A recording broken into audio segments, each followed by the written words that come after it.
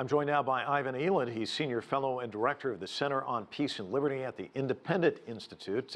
Nice to have you here. I went through and looked at all these headlines online. Tillerson and Lavrov agree to disagree. It must have been on about 10 or 20 of them.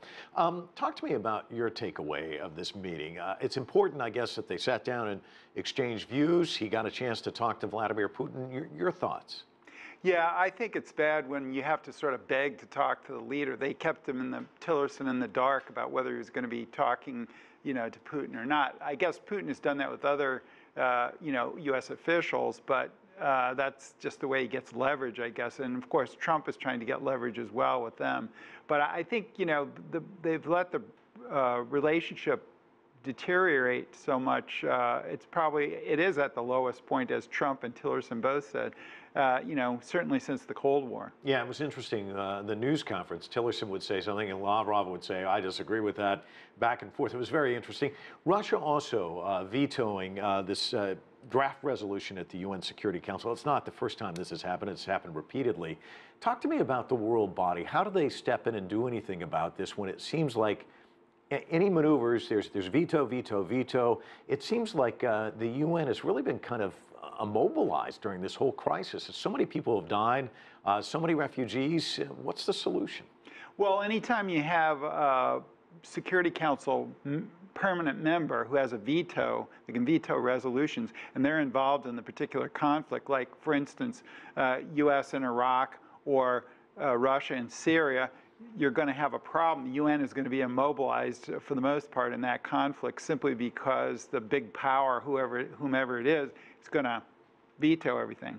Do you see a reset at all between the U.S. and Russia? I mean, that was talked about during the campaign quite a bit by Trump, but now, as you said, relations really kind of at their worst. They are talking about working groups sitting down and kind of trying to hash things out. But where do you see this relationship going? I mean, reset seemed like a big point during his campaign. It doesn't seem like it's anywhere now. Yeah, well, I think this domestic scandal that he has about the election and Russia, helping to his favor, maybe his campaign had some ties to Russia before he took office. I think that's kind of throwing cold water maybe on the reset, at least to some extent. And of course, also this Assad doing the chemical weapons thing. You wouldn't think Assad would do that when he's got all the cards now. Russia has helped him get back on his feet in the civil war, and they're really in charge of the situation there. But then he does the chemical weapon thing, and then Trump has to say, as he said during the campaign, he called basically Obama a wimp for not doing something when he said there was going to be a red line for Syrian chemical use. And now that Syria has done it again, Trump wants to be tougher than his opponent. So I think those two factors are kind of impeding the warming up of relations. They still could turn around. We'll see. Yeah, the U.S. continuing to say that Assad's behind it. Of course, Russia contending that's not the case, asking for an investigation, as is China. But here's an interesting point. The Western leaders have been saying for a long time, Assad's got to go. I just went back. It sounds like deja vu for a reason. Back in 2002, George H.W. Bush said this: Saddam Hussein must go. In 2011, Barack Obama said Gaddafi must go. Also in 2011, he said Egypt's transition must begin now, a subtle variation of Mubarak's got to go. We've seen what's happened in these countries afterwards. Huge power vacuum, instability. Do you think the U.S. really has any kind of plan if Assad goes?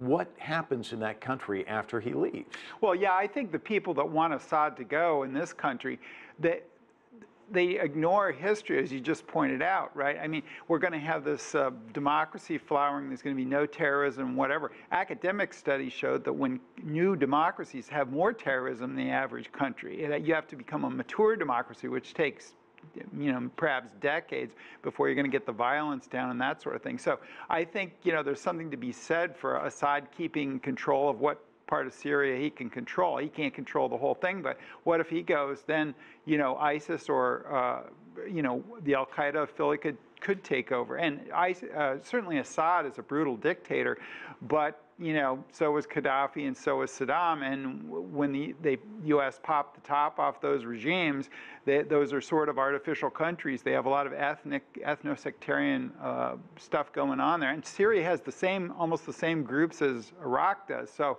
that's what you have going on there. I don't think they can get a settlement unless they partition both Iraq and Syria to the various groups. So, you know, this is nuts to just overthrow Assad and have nothing there. And they're not going to have a flowering democracy with no violence or whatever. I think they're going to have even worse. Yeah. Ivan Eland, thanks so much for coming in and talking to us. Appreciate it. Thank you.